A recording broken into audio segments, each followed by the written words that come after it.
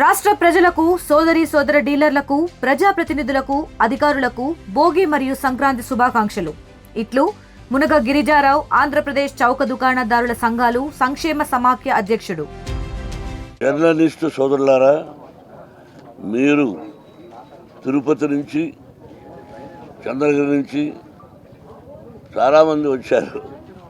అంటే మీరు ఎన్ని గంటలకు లేచి ఉంటే ఇక్కడ రాగలిగారు. ముందు మీ అందరికీ నూతన సంవత్సరం సంక్రాంతి శుభాకాంక్షలు. మీ ఇంటిల్లపాది క్షేమంగా ఉండాలని మనసా వాచా కోరుకుంటున్నాను. భోగి అంటే ఏమిటి, సంక్రాంతి అంటే ఏంటి, పశువుల పండుగ అంటే ఏంటి, కనుమ పండుగ అంటే ఏంటి, ప్రతిదీ ఎక్కువ శాతం తెలియకపోవచ్చు. ఏదో భోగి అంటే భోగి మంటేసేద్దామని, దానికి ఒక అర్థం ఉంది.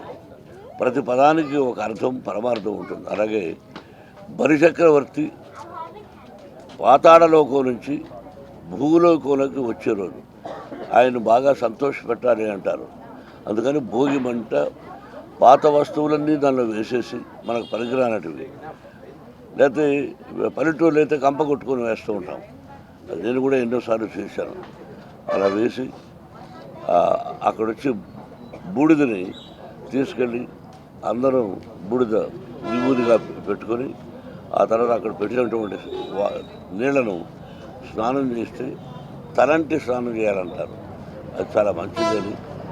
ఆ తర్వాత పెద్దలకు బట్టలు పెట్టుకుంటాం, కోడ పందాలు ఆడతాం, పశువులు పందాలు ఆడతాం. అన్నీ ఒక కోలాహలంగా ఉంటుంది. అది పండగ అంటే పండగ వాతావరణం శుభప్రదంగా అందరూ ఫలానా ప్రతిరోజు ఆ పండుగ చేసుకొని అందరూ సుఖంగా, సౌఖ్యంగా, భోగభాగ్యాలతో ఉండాలని మనసా వాచా కోరుకుంటున్నాను. Best of luck. Local to global news at your finger tips.